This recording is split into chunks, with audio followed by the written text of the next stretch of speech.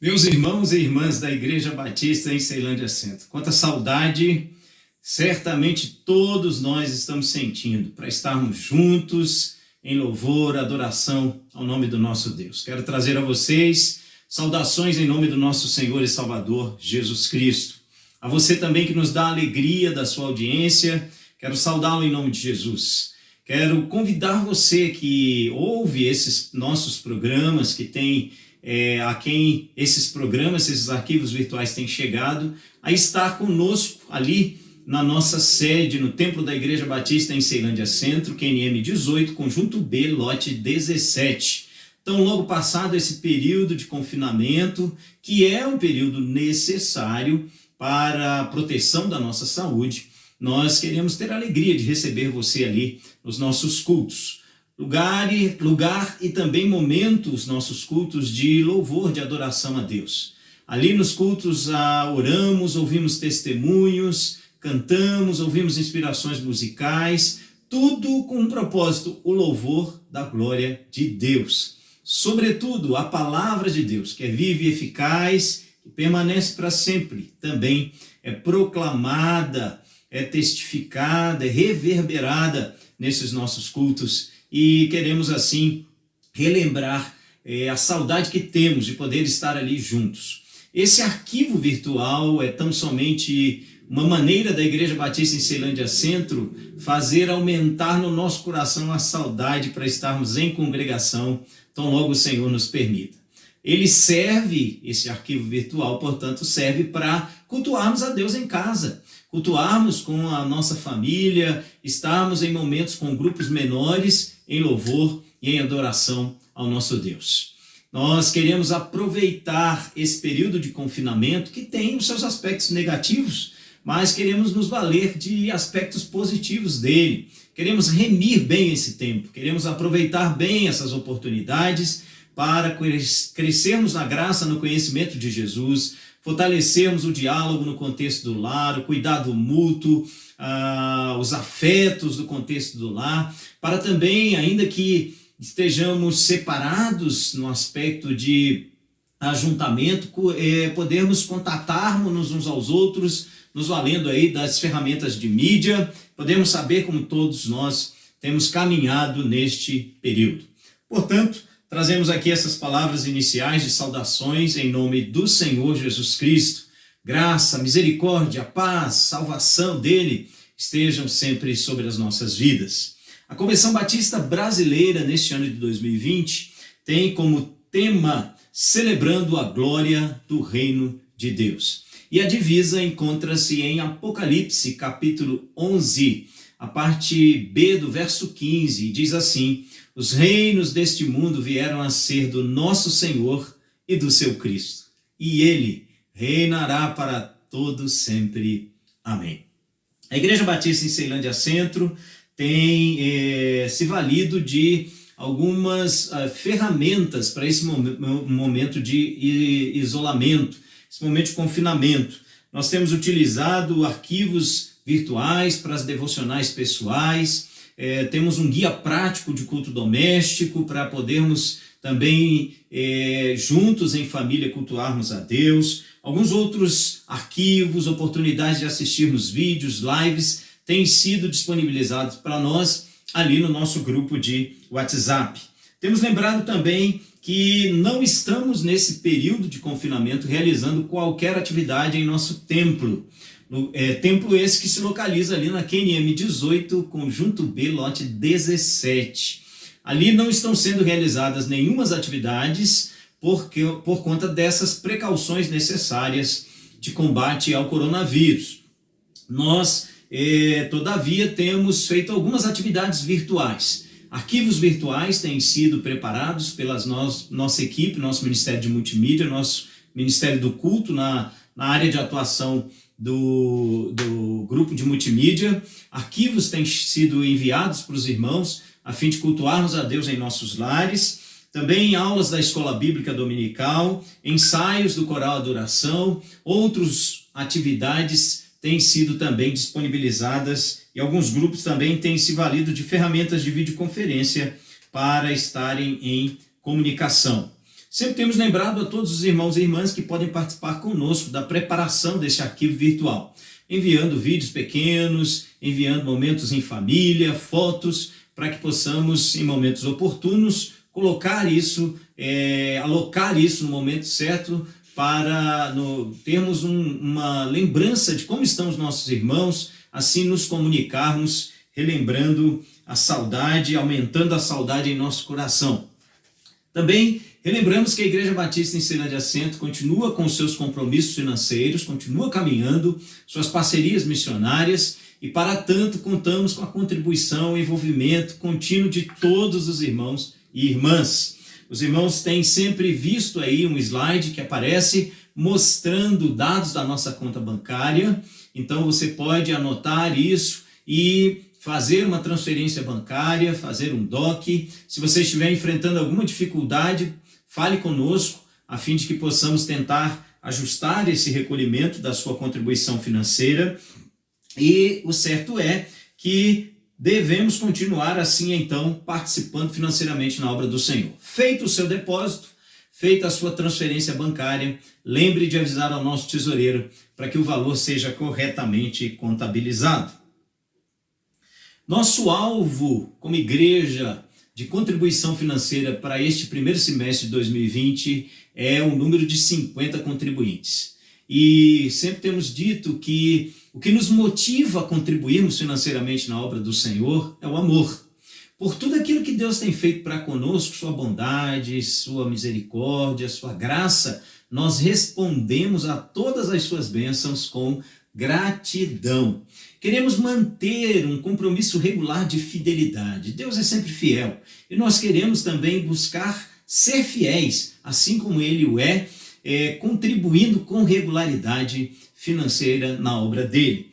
E a generosidade é que alegra o nosso coração. O espírito voluntário, generoso, traz alegria na nossa contribuição na obra do Senhor. Vamos prosseguir acompanhando orações ao nosso Deus.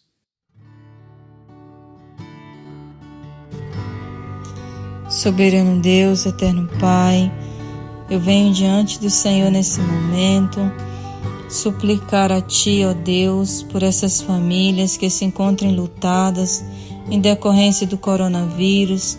Leva, Jesus, o Teu consolo, leva o Teu conforto, Senhor, a esses corações. E que o Senhor continue protegendo, Senhor, cada um de nós, ó Deus, desse vírus, em nome de Jesus. Pai querido, eu oro a Ti pedindo que venha entrar com Tua provisão na contenção desse vírus, dê sabedoria e estratégia aos nossos governantes e que a Tua mão, Senhor, de poder esteja sobre o controle dessa situação, em nome de Jesus. Espírito Santo de Deus, eu venho clamar a Ti também, Senhor, por missões mundiais, nacionais e estaduais. Ó Deus, em nome de Jesus, abençoa os Teus servos que estão nos campos, continua fortalecendo, sustentando cada irmão que tem se colocado à disposição do Teu trabalho, Jesus. Desperta em nós, em cada um de nós também um coração missionário, seja orando, seja contribuindo e seja levando também a Tua palavra aos nossos amigos, aos nossos colegas, em nome de Jesus. Querido Deus, eu oro a Ti também, pedindo pelos irmãos da Igreja Batista em Ceilândia Centro. Ó Deus, visita cada irmão nessa hora, fortalece cada irmão, abre as portas, cuida, Jesus, de cada um deles. Cuida também do pastor Gilberto, da sua família, continua sustentando o Teu servo, dando sabedoria e estratégia na condução desse trabalho. Deus abençoa cada irmão também que tem se colocado à disposição do Teu trabalho, abençoa ali cada ministério, que o Senhor esteja no controle, na direção da Igreja Batista ali, em nome de Jesus.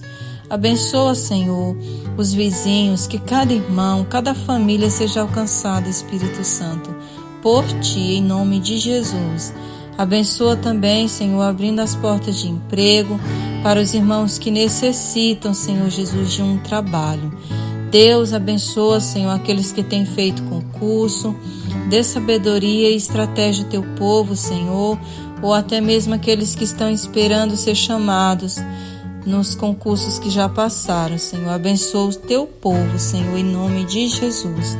Obrigada por esse privilégio de estar clamando com cada irmão nesse momento. Obrigada, Jesus querido, por tudo que o Senhor tem feito por nós. Fica conosco, Senhor, é no teu nome santo que eu oro. Amém. Querido Deus e Pai, nesse momento eu te agradeço pelo privilégio de poder te agradecer, Senhor, pelas bênçãos recebidas em nossas vidas. Mesmo nessa situação que estamos vivendo, Senhor, tão difícil, o Senhor tem cuidado de nós. Quero nesse momento também, Senhor, te pedir por todas as crianças desse mundo, que o Senhor possa estar cuidando, protegendo e livrando, Senhor, de todo o mal. Em especial as nossas crianças da IBCC, que cada uma delas possa sentir o seu amor, o seu carinho e a sua proteção. Dê saúde, Senhor, a cada uma delas e nos livre de todo o mal, Senhor. Cuida de nós, Senhor. Continua cuidando de nós, Senhor.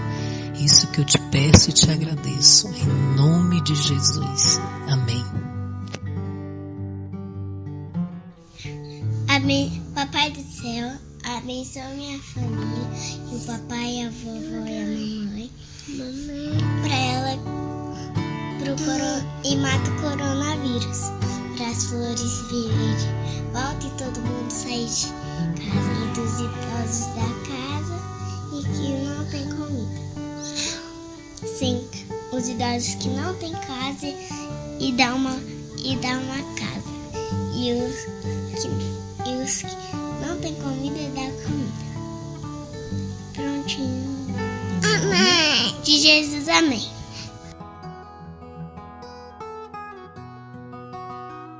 O Senhor, nosso Deus, é muito bom para conosco. Sua bondade nos alcança, seu amor, suas misericórdias infindáveis, e o nosso coração se enche de gratidão. Agradecemos a Ele por todo o seu cuidado, porque Ele cuida de nós, e porque para Ele, eu, você, valemos mais do que todo o restante da criação. Dele somos imagem e semelhança, porque Ele assim decidiu, por seu grande amor. Em Cristo Jesus, Ele nos elegeu antes da fundação do mundo para sermos conformes à imagem de Jesus, o Filho bendito do nosso Deus. E nós louvamos ao Senhor por suas bênçãos. Queremos registrar nossa gratidão a Deus, porque para além das circunstâncias, para além das suas proteções, dos seus livramentos, para além de coisas boas que Ele nos dá, Deus nos dá pessoas como expressão de seu amor, de sua graça, de sua bondade para conosco. Nós louvamos a Deus pelos nossos aniversariantes desta semana.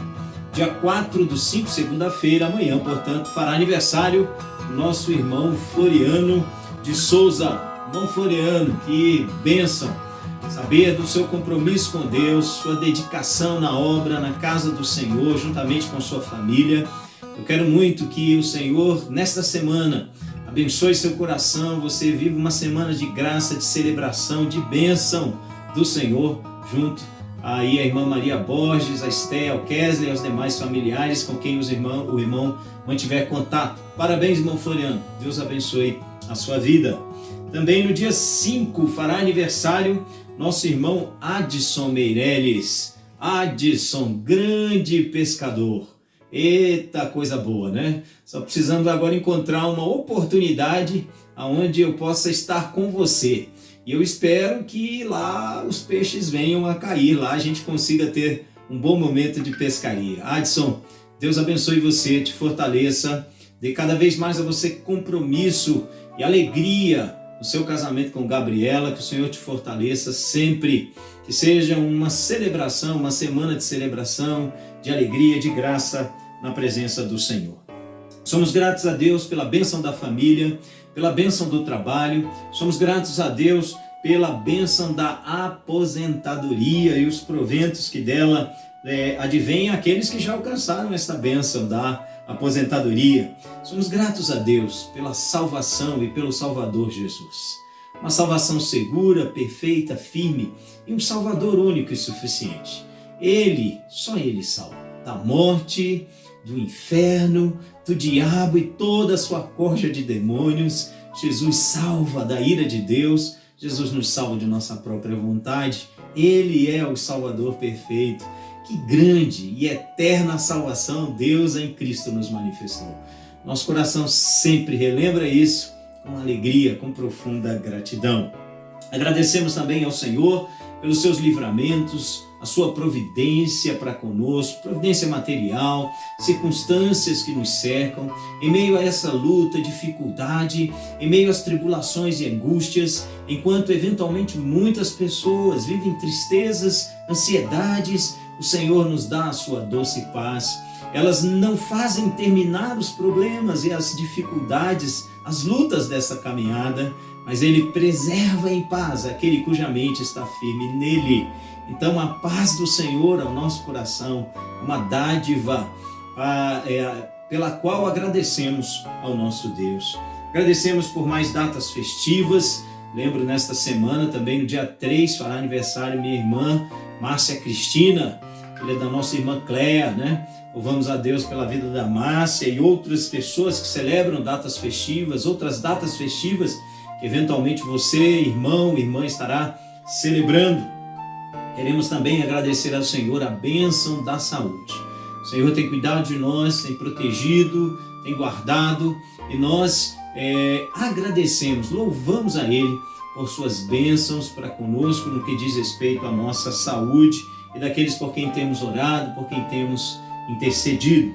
Louvamos ao Senhor pela Igreja Batista em Ceilândia Centro, a sua existência como igreja local, a sua existência como corpo vivo de Cristo Jesus. Agradecemos por cada pessoa que integra, que compõe esse corpo, esta família preciosa que é a Igreja Batista em Ceilândia Centro. Uma igreja que caminha firme num compromisso de proclamar a palavra de Deus, evangelizar pessoas, num compromisso de equipar os seus membros, né, com ensino, com experiências, dando ferramentas para a exaltação, sobretudo, do nome do nosso Deus. Queremos agradecer ao Senhor por suas bênçãos para conosco. Prossigamos nesse culto de louvor e de adoração, nesse arquivo virtual que nos convida a um culto de louvor e adoração ao nosso Deus.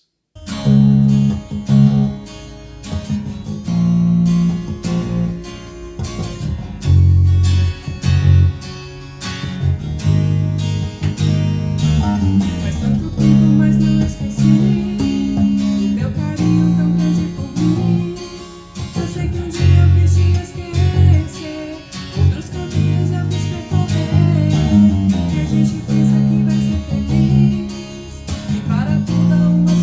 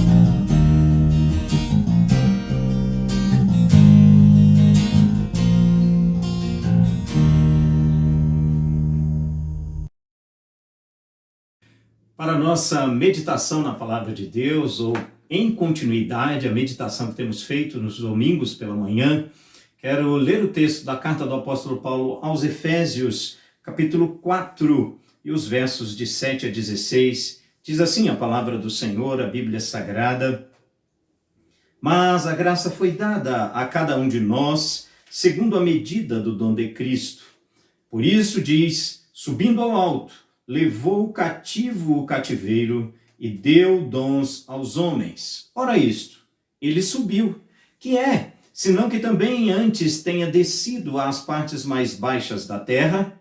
Aquele que desceu é também o mesmo que subiu acima de todos os céus para cumprir todas as coisas. E ele mesmo deu uns para apóstolos, outros para profetas, outros para evangelistas e outros para pastores, mestres, querendo o aperfeiçoamento dos santos para a obra do ministério, para a edificação do corpo de Cristo, até que todos cheguemos à unidade da fé e ao conhecimento do Filho de Deus, a homem perfeito, à medida da estatura completa de Cristo, para que não sejamos mais meninos inconstantes, levados em roda por todo vento de doutrina, pelo engano dos homens que com astúcia enganam fraudulosamente.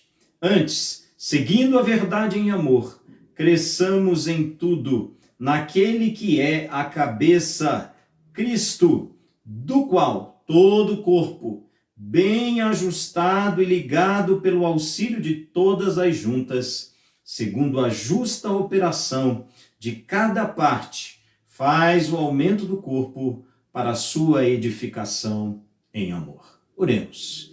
Nosso Deus, lendo a Tua palavra, pedimos que o Senhor aplique à nossa mente, ao profundo do nosso coração, as verdades eternas, os princípios imutáveis da bendita palavra do Senhor. Assim oramos e diante do Senhor nos dispomos, em nome de Jesus. Amém. Temos aprendido nesse texto de Efésios capítulo 4, que o Senhor Jesus levou cativo o cativeiro, ou seja, deu-nos uma salvação segura, firme, completa, levando cativos os entes que nos mantinham cativos. Ele venceu a morte, ele venceu o inferno, ele venceu o diabo e seus anjos, aplacou a ira de Deus, que pairava sobre nós, a sua igreja, a quem ele chamou para ser sua igreja, e que além disso, ele ainda nos deu presentes. E a dádiva que ele nos deu foi dons, pessoas com dons de liderança, pessoas habilitadas com dons de liderança, e que ele o fez com excelentes propósitos. Ele o fez com o propósito do aperfeiçoamento dos santos, da sua igreja, aqueles que a compõem, que são santos não em si mesmos, mas porque por ele estão sendo santificados. Ele o fez com o propósito da obra da diaconia, para que o seu povo trabalhe servindo, sirva na diaconia, uma redundância preciosa, trabalhe no serviço da diaconia. Ele o fez para a edificação do corpo vivo, que é a sua igreja. Ele o fez para a unidade da fé. Ele o fez, queremos pensar hoje, com o propósito excelente de que nós, sua igreja, alcancemos a plena varonilidade dele mesmo, Jesus Cristo. É isso que nós encontramos aí no verso de número 13. Veja o que diz: até que todos cheguemos à perfeita varonilidade de Cristo. Ou, na versão que eu li, na leitura que fiz, a homem perfeito. A palavra varonilidade tem quase sempre um sentido primeiro ligado ao gênero masculino. Diz respeito à força, vigor masculina, virilidade. Mas nesse texto, a palavra refere-se à humanidade perfeita que podemos encontrar em Cristo Jesus, portanto, aplicando-se tanto a homens quanto a mulheres. Ele é o ser humano perfeito entre nós. E a gente pode fazer aqui um paralelo, entre o primeiro e o segundo Adão. Primeiro Adão, o nosso representante lá no Éden, juntamente com sua esposa, a irmã Eva, né? Aquele primeiro casal em um mundo perfeito e criados perfeitos, caíram em pecado.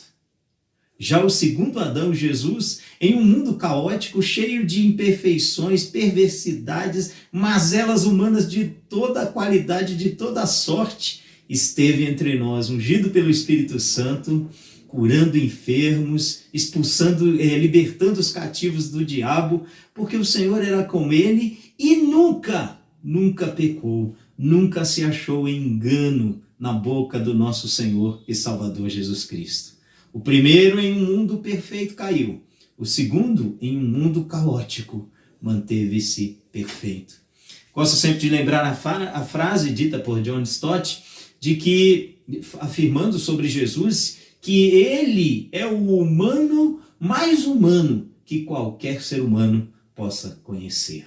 A humanidade perfeita se encontra no nosso Senhor e Salvador Jesus Cristo. O propósito dele, ao dar-nos de presente líderes capacitados com dons de liderança, apóstolos, profetas, evangelistas, pastores, mestres, é que nós alcancemos uma humanidade perfeita. Nós somos humanos, somos seres humanos. Em nossa completude, a humanidade se caracteriza por corpo, alma, emoções, mente, espírito. Tudo isso reúne-se mostrando a nossa humanidade. E o nosso exemplo perfeito de humanidade é o nosso Senhor e Salvador Jesus Cristo.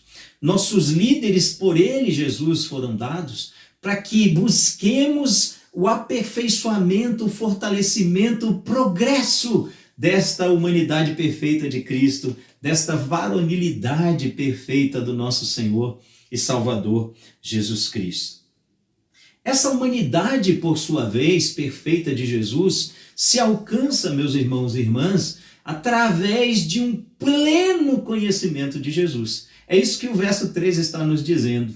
Até que todos cheguemos ao pleno conhecimento, à perfeita varonilidade, ou ao pleno conhecimento, à humanidade perfeita, ao homem perfeito, que é Jesus. Ou seja, para que eu e você busquemos fortalecer em nós, ver progredir em nós a humanidade perfeita de Jesus, precisamos conhecê-lo. E para que então esta humanidade dele se fortaleça em nós, este conhecimento vai se manifestar ou vai ser por nós buscado, deve ser por nós buscado com alguns aspectos que quero aqui destacar. Primeiro, é que esse conhecimento por nós é fortalecido, por nós é corroborado, em nós é fortalecido e consolidado, aumentado, encontra progresso a cada dia, de glória em glória, na glória do próprio Jesus e do próprio Senhor Deus. Esse conhecimento é um conhecimento teórico vivo. O que eu quero dizer com essa expressão é que nós devemos sim, com a razão, compreender e entender Cristo Jesus. Nós devemos acolher em nossa mente, em nossa memória, com a razão, ter uma compreensão e entendimento de Jesus. É o conteúdo acerca da pessoa de Jesus. Mas não apenas devemos saber sobre Jesus, memorizar coisas sobre Jesus. Essa teoria, esse conteúdo que eu estou chamando de teórico vivo, é um conteúdo que da razão vem para o coração e fortalece, alimenta a nossa fé e nos alimenta como um todo, como corpo, como alma, como espírito. O conhecimento teórico vivo de Jesus é a vida dele em nós. Não é apenas um conhecimento de saber, mas é em sabendo sobre Jesus, acolhermos o que sabemos e guardarmos de forma firme a pessoa dele, o conteúdo acerca dele, que nós então compreendemos com nossa razão, com nossa mente, celebramos em nosso coração e manifestamos em nosso testemunho em uma prática diária coerente com aquilo que sabemos. As palavras de Jesus, portanto, o conhecimento de Jesus precisa ser vivo. Ainda que seja um conteúdo, ele precisa ser um conteúdo teórico vivo. Não é apenas um saber, um decorar. É a vida da palavra de Deus em nosso coração. Esse conhecimento é também um conhecimento relacional. Nós não apenas sabemos coisas vivas, palavra viva de Jesus, mas nós nos relacionamos com Jesus. A palavra de Deus, quando o profeta Oséias falou, dizendo a própria palavra do Senhor, quando por meio do profeta Deus disse: o meu povo foi destruído porque lhe faltou conhecimento. A palavra hebraica que está ali é a mesma palavra usada lá no livro de Gênesis, quando faz menção a conheceu Adão a sua mulher e ela deu à luz um filho. A palavra conhecer significa relacionar-se. E este relacionamento, meus irmãos, que temos com Jesus, que relembramos, é um ser pessoal, é pessoa bendita da Trindade. Esse conhecimento de Jesus relacional fortalece em nós a humanidade perfeita de Cristo Jesus. Esse conhecimento relacional em nós, ele é alcançado por meio daquilo que eu chamo de disciplinas da devoção, disciplinas da piedade. A saber, a oração. Quando nós oramos, quando falamos com Deus por meio de Jesus, com a condução dos gemidos inexprimíveis do Espírito Santo, quando nós oramos, nós estamos vendo fortalecer em nós a humanidade perfeita de Cristo Jesus. Nossas orações precisam ser a lembrança de que Ele, sendo Deus encarnado, por diversas vezes foi encontrado orando. Por diversas vezes os evangelhos dizem, ele retirou-se para orar. Ao exemplo dele, sendo homem encarnado e orando, nós olhamos e dizemos, queremos encontrar fortalecida a humanidade perfeita de Cristo em nós, através da prática, da disciplina da oração. Tomando aqui o sentido da palavra disciplina, não como algo assim que a gente faz porque tem que fazer, mas como algo que nós fazemos com alegria. Não é algo obrigado, é a alegria de orar e de, por meio da oração, vermos fortalecida em nós a varonilidade, a humanidade perfeita do nosso Senhor e Salvador Jesus Cristo. Oração individual, oração coletiva. Como é bom quando nós oramos, ouvimos os outros orarem, e na oração dos outros, nós também temos a oportunidade de fortalecer em nós esta humanidade perfeita do nosso Senhor e Salvador Jesus Cristo. A disciplina da aproximação da palavra de Deus, não apenas uma leitura da letra ou ouvirmos esta palavra, mas uma disciplina de uma proximidade que seja acompanhada de leitura, de ouvir, de guardar, como disse o salmista, escondi a tua palavra no meu coração para não pecar contra ti.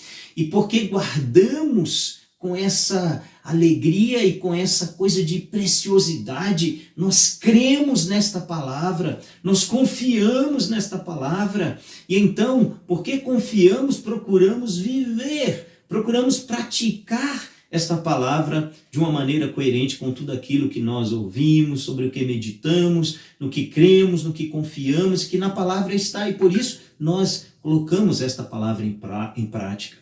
A disciplina da aproximação da Escritura dessa maneira fortalece em nós a perfeita humanidade do nosso Senhor Jesus Cristo. Você se lembra como ele, humanamente, por diversas vezes, citou as Escrituras? Falou a palavra de Deus, por diversas vezes ele a confirmou como sendo palavra poderosa, viva de Deus, palavra sobre a qual ele disse jamais passaria, as palavras dele e a palavra dele que está. Lembramos que o próprio Jesus é a palavra encarnada, é o verbo encarnado. Então nós nos relacionamos com Jesus quando nos aproximamos da Escritura com todas estas implicações, com todas estas compreensões e práticas sobre as quais agora falamos. E quando assim fazemos, a humanidade de Jesus é fortalecida, a humanidade perfeita de Jesus, para a qual ele mesmo deseja que alcancemos, que cheguemos, que visualizemos e desejemos chegar. Essa humanidade em nós é fortalecida.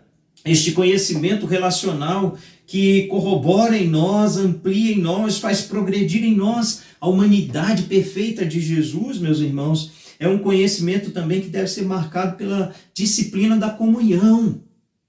Nós não podemos deixar de nos congregar. É certo que esse período de confinamento em decorrência do aspecto importante de preservarmos a nossa saúde, das pessoas que amamos, dos nossos irmãos e irmãs, tem nos forçado a não estarmos juntos em congregação, em união. Mas então, logo esse período passe, nós queremos estar juntos, não deixando a nossa congregação, estarmos reunidos, porque na comunhão com os irmãos, a humanidade perfeita de Jesus nos é manifesta. Veja o que João vai dizer em sua primeira carta, no verso de número 10. Ele diz: ninguém jamais viu a Deus. Eu disse primeiro de João, não, o texto do Evangelho segundo João, capítulo 1, verso 18, corrigindo. Ninguém jamais viu a Deus. O Filho unigênito do Pai, que está no seio do Pai, é quem o revelou. Jesus, o homem, nos revelando o Pai, nos revelando Deus, de maneira que ninguém pode ir ao Pai se não for por meio de Jesus. Há um só mediador entre nós e Deus, Jesus Cristo, o homem perfeito, de humanidade perfeita, para a qual ele deseja que visualizemos, e a qual ele deseja que nós alcancemos. Primeira carta de João, agora sim, capítulo 4, verso 12, o mesmo João diz: ninguém jamais viu a Deus. Se nós amamos uns aos outros, Deus está em nós e em nós é perfeito o seu amor. Comunhão é isso, é Deus em nós e cada um de nós amando-nos uns aos outros, vendo a face de Deus nos outros, vendo Deus nos outros, nós, nesta comunhão, vemos fortalecida em nós mesmos a humanidade perfeita do nosso Senhor e do nosso Salvador Jesus Cristo.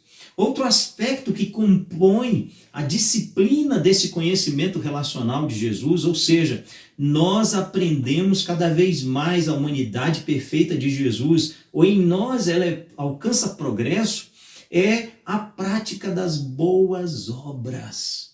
De fato, nós não fomos salvos pelas boas obras, mas fomos salvos para as boas obras. O apóstolo Paulo já tinha falado isso aqui em Efésios capítulo 2.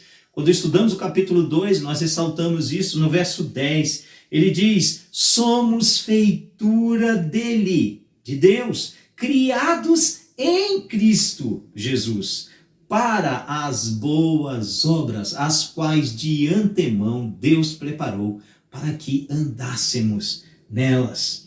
Mateus capítulo 5:16, Jesus disse: assim resplandeça a vossa luz diante dos homens, para que vejam as vossas boas obras e glorifiquem ao Pai que está nos céus. Meus irmãos, que coisa preciosa este conhecimento de Jesus, conhecimento relacional de Jesus, com essas disciplinas da devoção e da piedade, fortalecem em nós e fazem progredir em nossas vidas a humanidade perfeita de Jesus, a perfeita varonilidade do Filho de Deus, nosso Senhor e Salvador Jesus Cristo. E é isso que faz com que eu traga aqui mais um destaque desse conhecimento de Jesus que aperfeiçoa a varonilidade dele em nós, que é o fato desse conhecimento ser desejável, ainda que não alcançável em nossa caminhada aqui na Terra. O conhecimento de Jesus, por tudo isso que falamos e por muitos outros aspectos, é para nós o propósito, deve ser em nós o grande desejo, o grande anseio, o grande propósito de nossa caminhada. Porque relembramos, esse não é apenas o objetivo de Jesus, é também o objetivo do Pai. Veja Romanos capítulo 8, verso 29. Porquanto aos que de antemão conheceu, também os predestinou para serem conformes à imagem de seu Filho, a fim de que ele, Jesus, seja o primogênito entre muitos irmãos.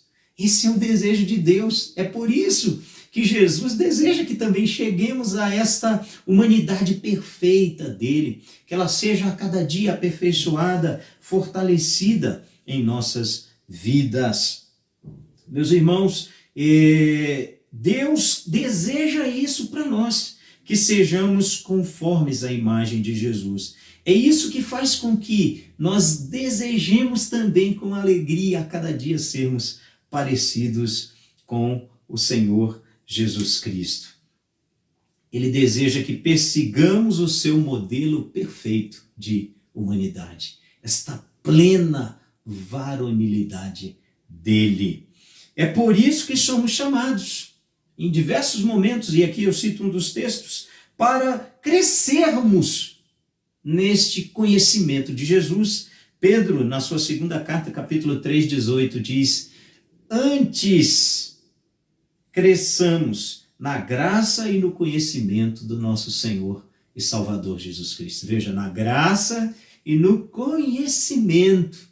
Um conhecimento teórico vivo, um conhecimento relacional, um conhecimento desejável e, como eu disse, ainda que não alcançável nesta nossa caminhada terrena. E o meu destaque aqui sobre o não alcançável deve-se a uma bendita, uma abençoada palavra, provocação, no bom sentido da palavra, né? Eu fui instigado pelo Davi Rodrigues, numa conversa que tivemos, o irmão Davi Rodrigues fez perguntas e falava sobre isso. A pergunta dele, que também é a minha, é esse conhecimento de Jesus que temos aqui na terra, buscado, para o qual somos convocados, na eternidade, ele vai ainda acontecer? E aí a minha resposta é sim e não. E eu vou tentar ver se consigo trazer essa explicação aqui. Este conhecimento de Jesus, ele não mais vai acontecer na eternidade. Por quê?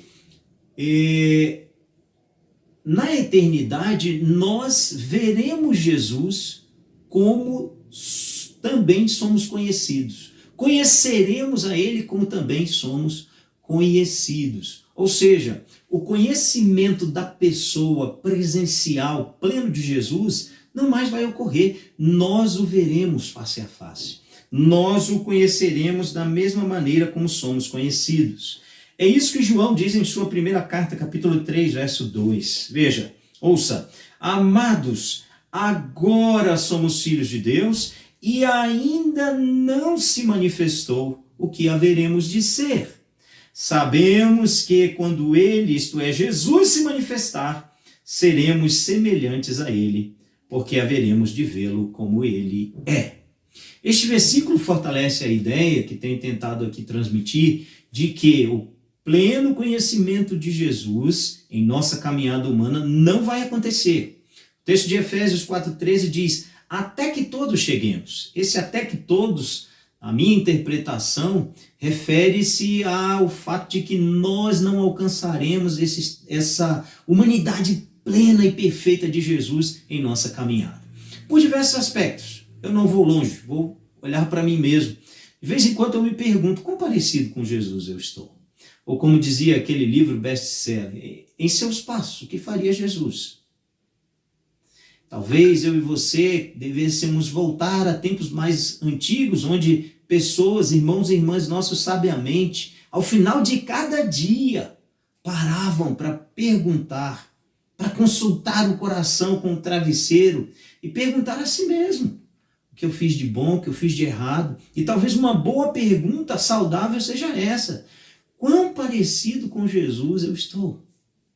Quem sabe, talvez alguém mais corajoso perguntasse também para a sua esposa: amor, você acha que eu estou parecido com Jesus? E as mulheres também, porque as mulheres também são corajosas, na verdade, perguntassem para os maridos: quão parecida com Jesus eu estou? É um desafio pensarmos assim. E aí nós vamos olhando para nós mesmos, a gente vai dizer: estou muito distante. Falo por mim.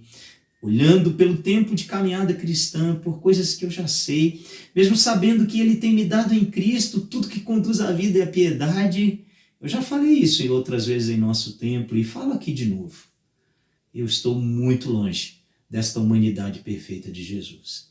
Mas não é o fato de eu estar distante que me faz ficar acomodado.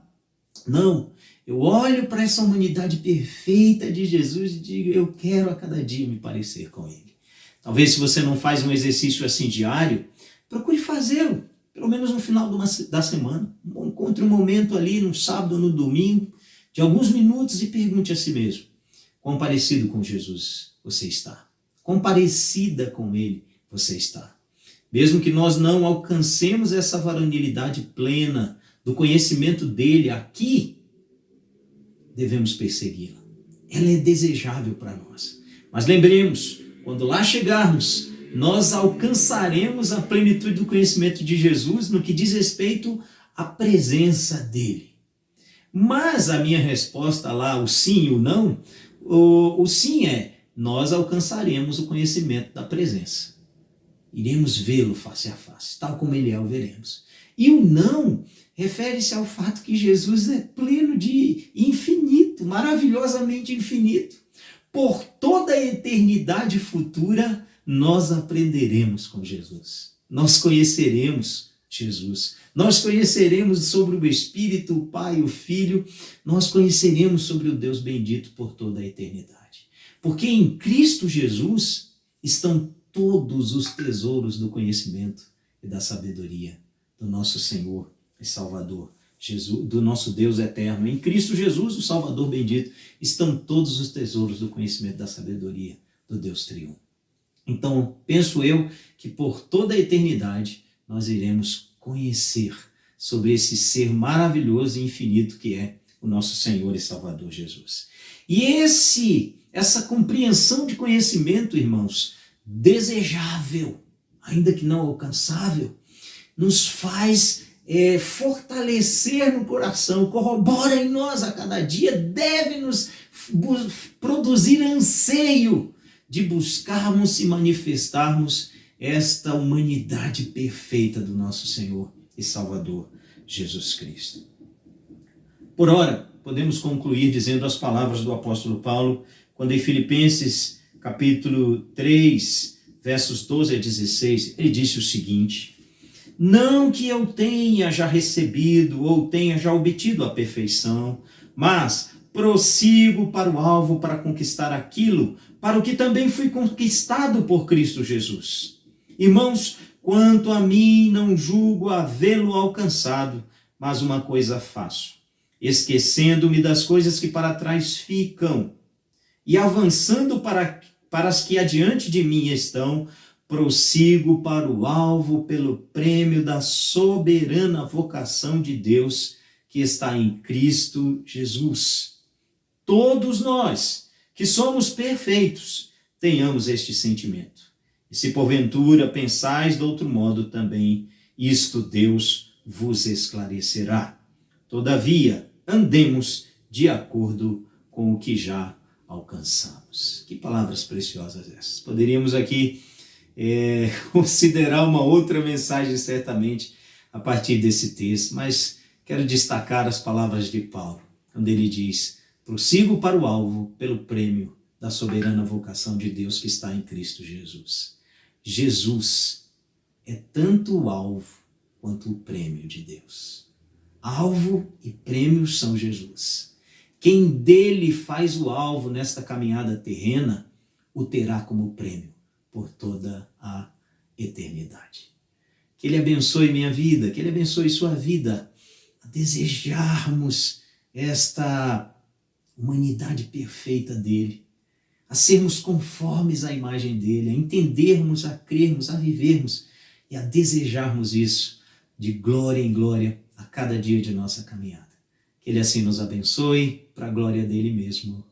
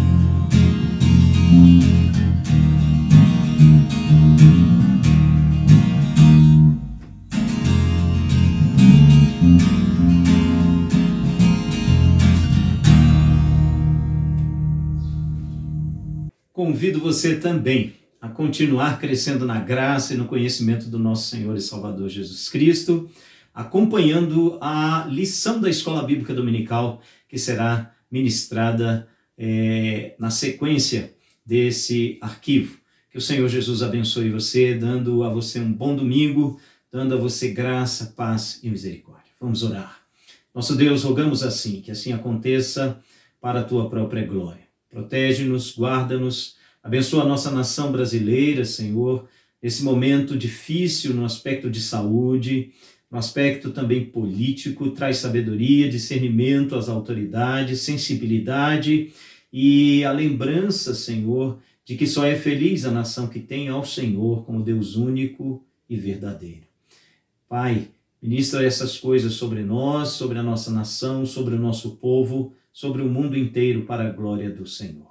Que a graça do nosso Senhor e Salvador Jesus Cristo, o amor de Deus, o nosso Pai, a bendita comunhão, consolação do Espírito Santo de Deus, sejam com a Igreja Batista em Ceilândia Centro e com todo o povo de Deus, espalhado por toda a terra, hoje e para todos sempre. Amém.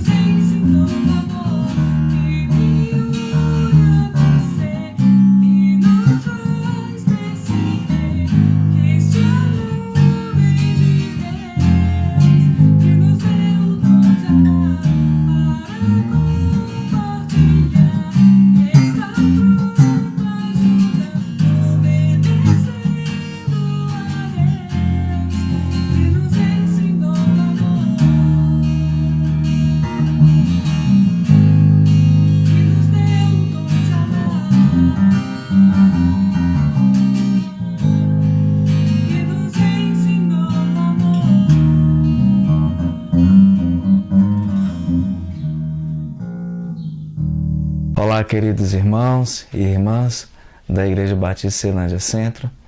Nós estamos mais uma vez aqui iniciando uma lição da Escola Bíblica Dominical da Igreja Batista em Ceilândia Centro.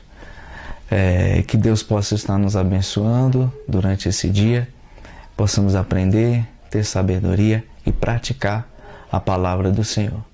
Deus tenha misericórdia de nós. Antes de nós lermos e expormos o texto da palavra de Deus, vamos fazer uma oração. Senhor Deus, nosso Pai, nós te louvamos e engrandecemos teu santo nome. Pedimos perdão pelos nossos pecados e as nossas falhas. Pedimos também, ó Deus, que o Senhor possa estar nos ajudando na leitura e no entendimento, ó Deus, daquilo que o Senhor quer revelar e dizer a nós. Em nome de Cristo Jesus. Amém, ó Deus. O texto deste domingo que nós vamos estudar, ele se encontra em Gálatas, capítulo 5, versículo 26 e capítulo 6, versículo 1 a 5. Eu vou ler e os irmãos podem estar acompanhando. Não nos deixemos possuir de vanglória, provocando uns aos outros, tendo inveja uns dos outros. Irmãos, se alguém for surpreendido em alguma falta, vós, que sois espirituais, corrigi-o com brandura. E guarda-te para que não sejas também tentado. Levai as cargas uns dos outros, e assim cumprireis a lei de Cristo. Porque se alguém julga ser alguma coisa, não sendo nada, a si mesmo se engana. Mas prove cada um o seu labor, e então terá motivo de gloriar-se unicamente em si e não em outro, porque cada um levará o seu próprio fardo. Que texto, não é? Assim como todos os textos e as partes das Sagradas Escrituras, nós ficamos maravilhados com isso.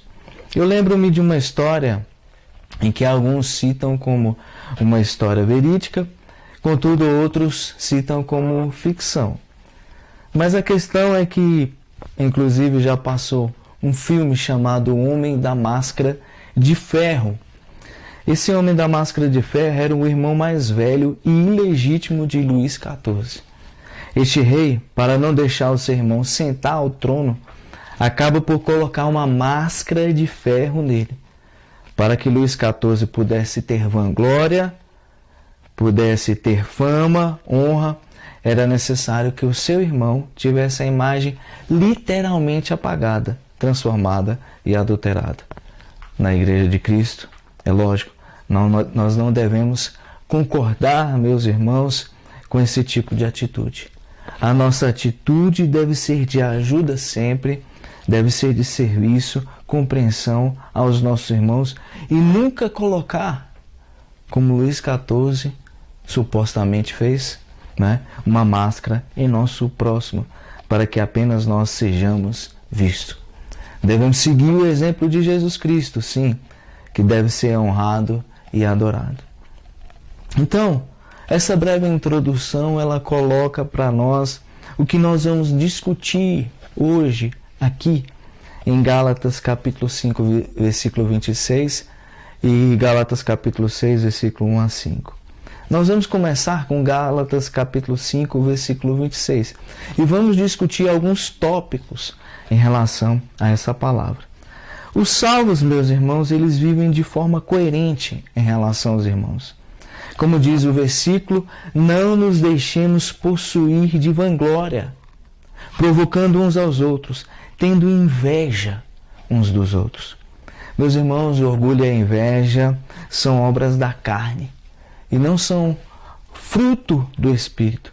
Esses pecados são, portanto, incompatíveis com a vida do salvo. Por isso que Paulo exorta a nós nos precavermos desse erro. A palavra vanglória no grego é kenodoxia. Nada mais é do que a ambição ou anelo por honras, por meio das quais a pessoa deseja exceder as demais. Entre os crentes, aquele que deseja glória humana se aparta da verdadeira glória. Não é lícito nos gloriarmos, exceto em Deus. Qualquer tipo de glória é pura vaidade. Provocar uns aos outros e ter inveja uns dos outros são atitudes filhas da missão. Assim como nós vimos na nossa breve ilustração, no início, na nossa introdução, entendemos que aquelas pessoas, muitas vezes, que procuram honra, procuram glória, não estão de acordo com a palavra de Deus. É assim que nós vemos na vida do nosso Senhor Jesus Cristo. E é assim que nós vamos ver no restante do texto.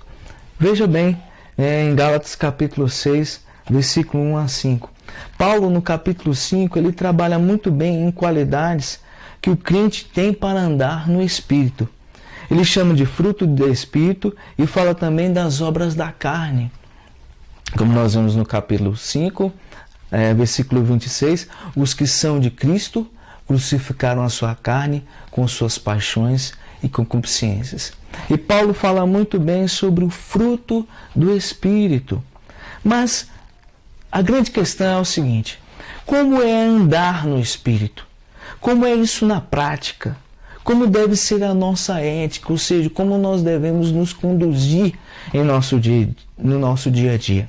A igreja deve ser uma comunidade de reabilitação. Devemos trabalhar para a perseverança dos santos. O reverendo Hernandes Dias Lopes, ele diz algo muito interessante. Ele diz assim: a igreja de Cristo recebeu o Espírito, nasceu segundo o Espírito, anda no Espírito, é guiada pelo Espírito, produz o fruto do Espírito e vive no Espírito. Mas ainda, infelizmente, nós não estamos ainda no céu. Ainda há terrível possibilidade de nós cairmos e fracassarmos. Nós fomos libertados da condenação do pecado e do poder do pecado, mas não ainda da presença do pecado. Por isso, às vezes o irmão pode cair. E esse texto, aqui em Gálatas capítulo 6, versículo 1 a 5, vai dizer o que nós devemos fazer, qual a maneira de nós procedermos com esse irmão que porventura venha cair em algum pecado. Iremos discutir esse capítulo, esses versículos, esses 5 versículos do capítulo 6, em 6 tópicos, rapidamente. O primeiro ponto é o seguinte: uma queda repentina, como diz o versículo 1 do capítulo 6. Irmãos, se alguém for surpreendido em alguma falta. O termo surpreendido aqui, ele indica que não se trata de um caso de desobediência deliberada. Não houve um propósito maldoso antes da ação. A palavra grega é paraptoma, falta. Significa literalmente pisar fora do caminho, dar um passo em falso, ou resvalar os pés no caminho perigoso. Qual o motivo do apóstolo Paulo, será, meus irmãos, dizer isso? Justamente por conta do legalismo que havia na época dos religiosos. Lembremos que a igreja da Galácia havia os chamados judaizantes. E tudo que eles queriam eram regras. Eles amavam regras. Eles gostavam de, por sua falsa moral, triturar o irmão. Como ainda sofremos o efeito do pecado? Alguns ainda podem cair, podem errar o alvo. Ressalta-se que Paulo aqui, meus irmãos, ele está falando à igreja. Ele não está falando às pessoas do mundo. Ele está falando aos irmãos da igreja. Irmãos, se alguém for surpreendido em alguma falta, o que fazer? Paulo responde, que será o nosso tópico 2. Vós que sois espirituais, corrigiu com espírito de brandura, e guarda-te para que não sejas também tentado. Quem seriam esses seres espirituais? Talvez algumas pessoas elas imaginem que há castas na igreja, a casta dos espirituais, a casta daqueles que não são espirituais, aqueles que são pecadores. Mas não é isso que Paulo está querendo dizer. Esses seres espirituais, na verdade, deveriam ser toda a igreja. porque todos na igreja são santos, são separados.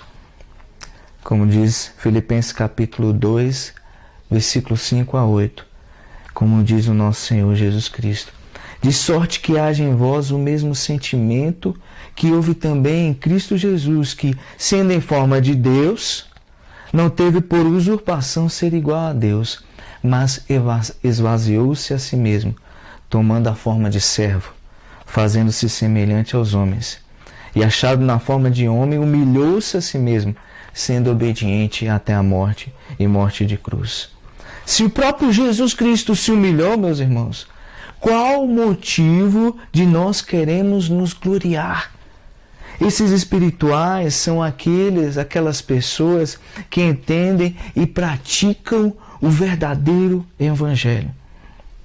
Muitas vezes as pessoas lançam mão dos erros dos irmãos, usando como ocasião para insultar esses irmãos e atingir esses irmãos com uma linguagem muitas vezes rude, uma linguagem censuradora. Mas a resposta do apóstolo Paulo é enfática: guarda-te para que também não sejais tentado. Essa linha, meus irmãos, é bastante tênue. Uma vez Michael Horton, o grande teólogo da atualidade, disse que um irmão disse para outro irmão: olha, ao invés de você criticar, ore por ele. Disse o irmão que ao invés de orar pelo crítico, o criticou. Parece que o irmão que criticou o crítico estava certo, não é verdade? Mas ele acabou caindo no mesmo erro do crítico. Por isso a palavra de Paulo: vós que sois espirituais, corrigiu com espírito de brandura, e guarda-te para que não sejais também tentado. Quem deve lidar com aqueles que caem? Aqueles que são espirituais, aqueles que são crentes, que andam no Espírito, produzem o fruto do Espírito e são guiados pelo Espírito. Esses é que devem tomar a iniciativa de cuidar daqueles que são surpreendidos no pecado. Obviamente, meus irmãos, os crentes espirituais não devem ser entendidos, como eu já falei, uma elite espiritual dentro da igreja, porque nós entendemos que todos nós somos iguais. Não há divisão entre castas, não há rico, pobre, não há branco, não há negro. Todos os crentes. O que deve ser feito com aqueles que caem? A única maneira de levantar aqueles que caíram em pecado é a confrontação. Paulo diz, corrigiu. O termo grego katartizo significa pôr em ordem, restaurar a condição anterior. Esse verbo está no grego, ele está no presente. Ele destaca uma ação contínua. A correção aqui é para a restauração, não se constituindo geralmente num ato único, mas em procedimento persistente. É interessante que essa palavra, catartizo, ela era usada também em um termo médico. Era quando uma pessoa ela deslocava um osso e deveria colocar aquele osso no lugar. Meus irmãos, isso dói. Isso dói. Então, nós devemos sempre entender que essa correção ela deve ser feita com brandura, como parte do fruto do Espírito, pois a mansidão é uma característica da verdadeira espiritualidade. Apenas os espirituais são mansos, são brandos. Às vezes a insensibilidade, a hipocrisia não podem estar presentes no processo, meu irmão, de confrontação. 2 Tessalonicenses, capítulo 3, versículo 15, diz assim: todavia não o considereis por inimigo, mas adverti-o como irmão. Calvino, ele tem razão em dizer que nenhum homem está preparado para repreender um irmão, se ainda não foi bem sucedido em obter um espírito gentil. Entretanto, meu irmão, quando o mal às vezes é premeditado por algumas pessoas e permanece renitente, inflexível no meio da igreja. Nesse momento a igreja deve também tomar alguns cuidados. É como se diz, o efeito do fermento dentro da igreja. E aí o amor traça divisórias claras e não permite que o mal encontre almofadas em vez de oposição. Em 1 Coríntios capítulo 3, versículo 6, diz que o amor não se alegra com a injustiça. O amor não sorri impassível diante de tudo, mas deixa notar claramente para o que diz não.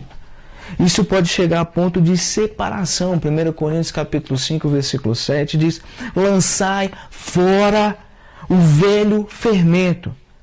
No entanto, mesmo no momento, meu irmão, em que um mau elemento é lançado fora, ele continua sendo objeto da nossa preocupação e da nossa esperança.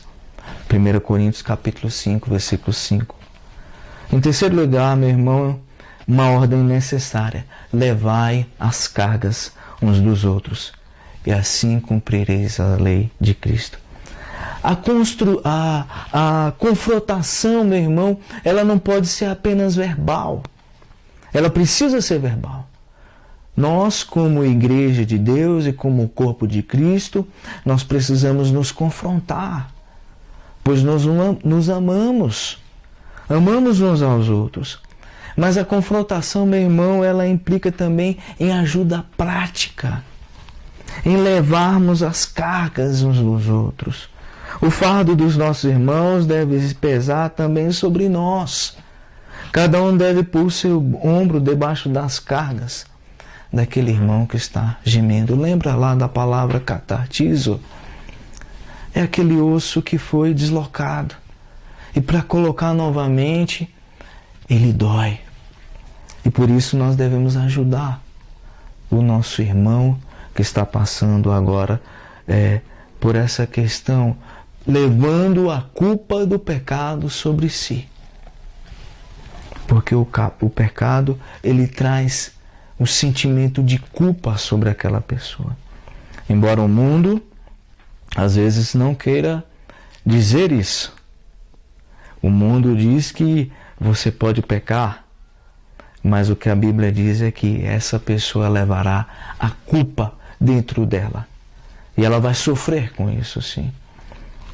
Então, a ajuda prática aos feridos é a forma mais eficaz de que a igreja se apresentar como uma comunidade terapêutica.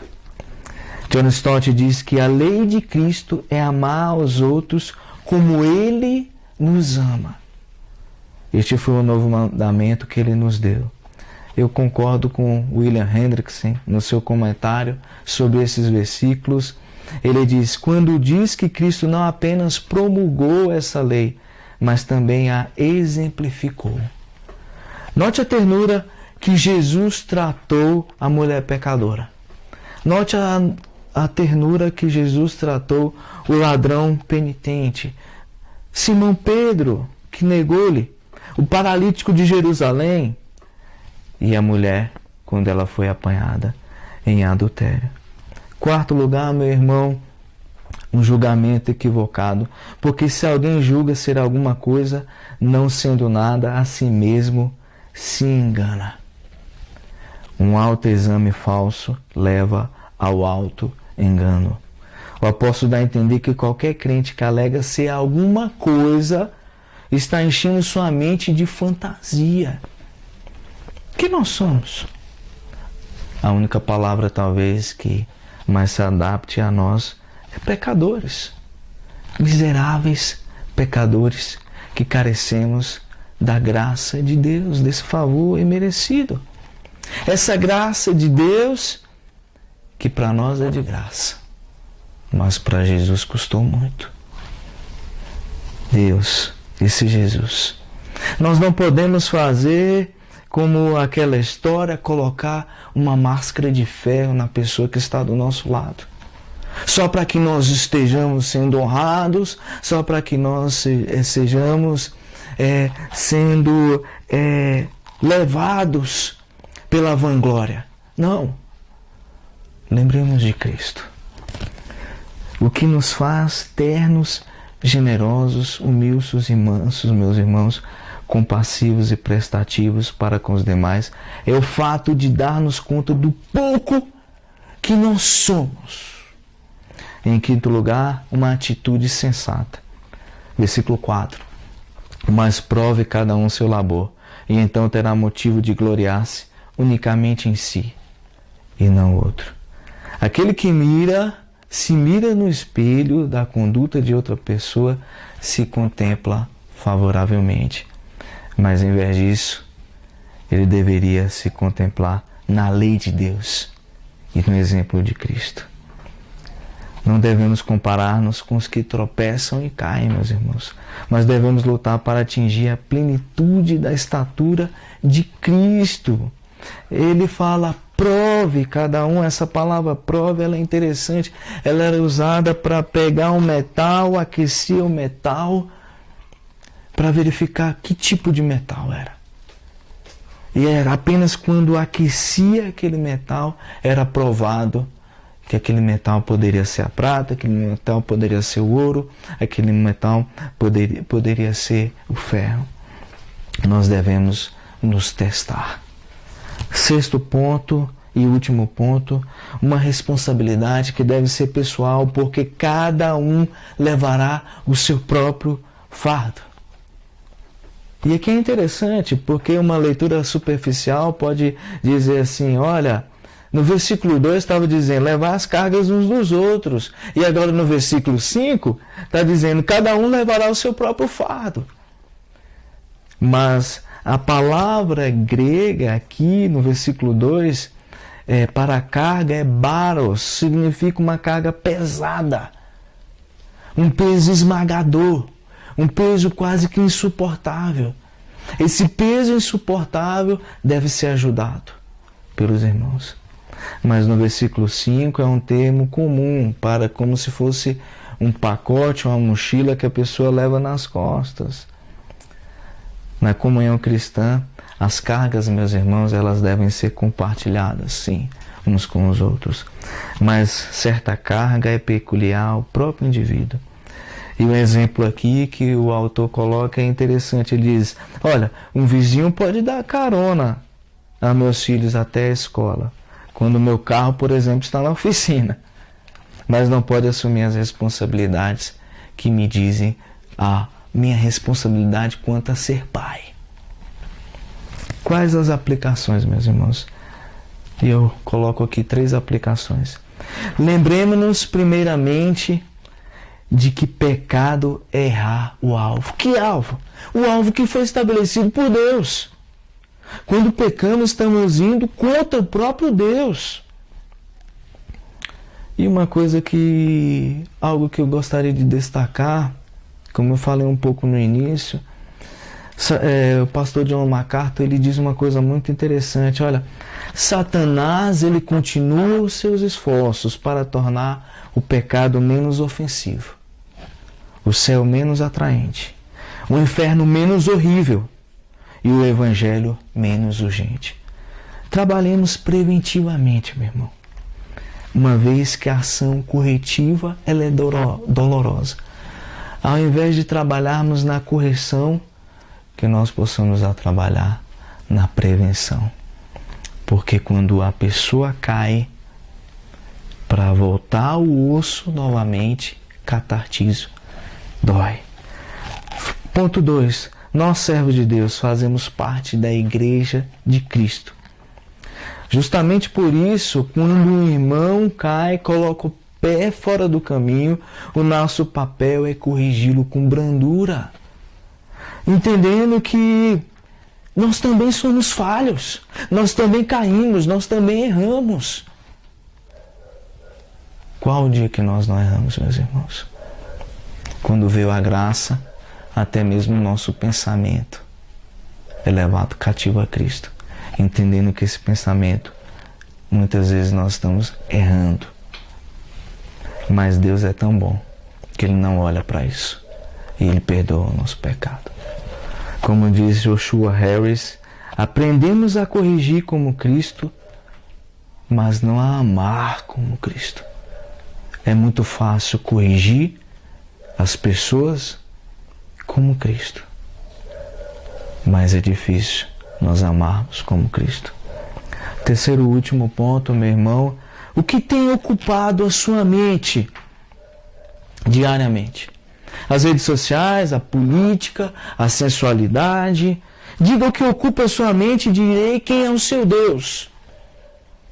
Temos a responsabilidade, meu irmão, adorar a Deus, fugir do pecado, amar os nossos irmãos, até mesmo quando eles caírem, até mesmo quando os nossos irmãos caírem naquele erro que para você e para mim é o pior erro, o erro mais absurdo,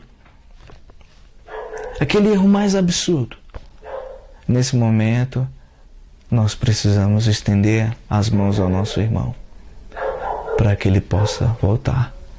Afinal de contas, nós somos o corpo de Cristo. Jesus não usurpou, Filipenses, capítulo 2, não usurpou, mas ele veio para ser servo. Que nós também sigamos esse mesmo exemplo do nosso Senhor e Salvador Jesus Cristo. Amém. Deus abençoe, meus irmãos.